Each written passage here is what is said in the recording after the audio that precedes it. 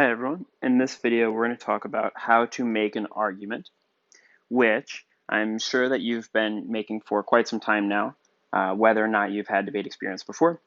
But in this video we're going to go through the types and names for each specific part of an argument, and then I'll give you some examples that you can use to practice. So the type of argument that we use, because there are different types out there, but in debate we generally use one that's based on what's called the Toolman Model, which is named after a man named Stephen Toolman, who was a philosopher from Britain in the mid-20th century. And he said in his model that there were three main parts of an argument. And the way that he proposed making an argument was first with a claim, so just whatever it is that you're stating. And then he said that that claim, to support it, you need some data, or you might have also heard this called evidence if you've gone through the parts of an argument before. And these are the facts that support the claim. So whatever the truth that makes the claim true is. Lastly, he said that you need a warrant, which is a piece of an argument that connects the data to the claim. And warrants tend to be the trickiest part of an argument because oftentimes we leave them out. They're sort of assumed.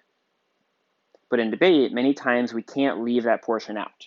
We need to make sure we have that warrant there to connect and make it clear exactly why does the data mean that the claim is true. So let's take a look at some examples. For our first example, let's look at our argument here. And the claim is that dogs are the most popular American pet. So that's a claim. I've just said a sentence. I've stated what the argument is.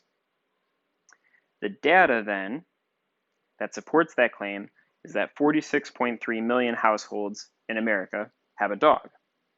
So there's a number in there. The warrant here is necessary to explain that those 46.3 million households is more than any other type of pet.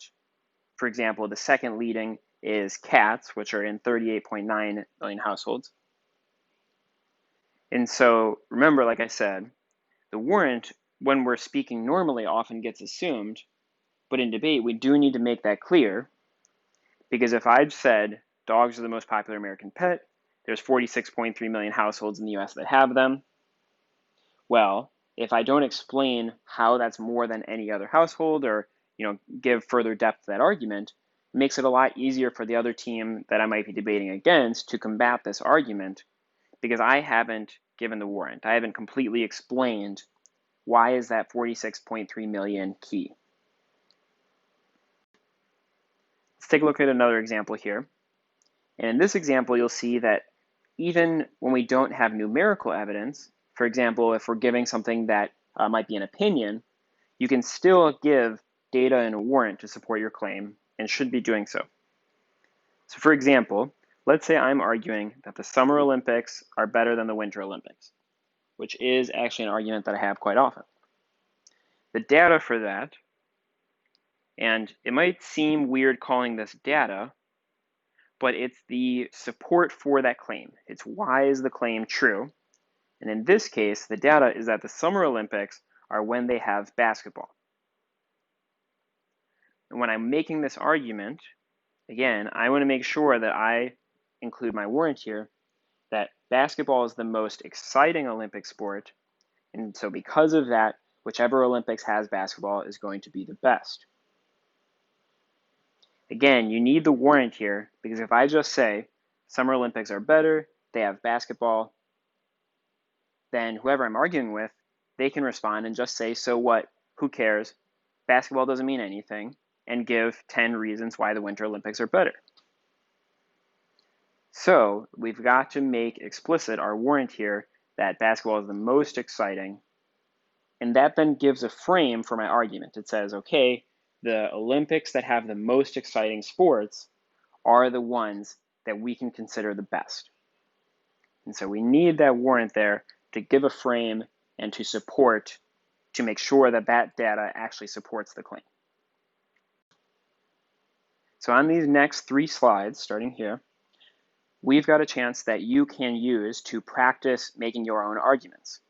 So on each slide, I have given you a claim with a blank in it. So you choose whatever you think, fill in the blank however you like, and then make an argument for why that is the case. So for example, here we have blank is the best fast food restaurant. So you pick whatever you think is best. Maybe I want to say Taco Bell is the best. So I would say Taco Bell is the best fast food restaurant. Then write your own data. So give a reason why that supports the claim. And then finally give your warrant. So connect that data to the claim. So for example, maybe I want to say Taco Bell is the best fast food restaurant. My data might be Taco Bell makes it the easiest to switch between vegetarian and regular menu options because they have black beans for all of their menu items. And then my warrant would be restaurants that allow for easy vegetarian dining make it easier for everybody to eat there. And a fast food restaurant that best caters to their customers means that it should be the best fast food restaurant out there. So pick whatever restaurant you like. You don't have to use Taco Bell. You can make it whatever you want. Feel free to make it silly. Use maybe a fast food restaurant that maybe is kind of funny, or whatever reason. But make sure you are giving an actual data and warrant for your argument. For our second example, it's going to work the same way. We have a blank, but now this time is you're arguing whatever the best candy flavor is. So for example, let's say I want to say that orange flavored candy is the best. So like orange Suckers, orange Skittles, orange Starburst, maybe orange is the best candy flavor. And then write your own data and warrant for whatever is the case. You pick. Again, feel free to make it silly, but just make sure that you are making an actual argument here with each of these parts. For our last example, we have one more make your own. And in this case, it says blank will win the 2028 US presidential election. So pick a person or thing, I guess, depending on how silly you want to be. So pick whoever or whatever you think you want to make an argument for what will win the 2028 presidential election, and then write your own data and evidence to support that case. And then send it to your lab leader for feedback. Make sure you are getting feedback from these.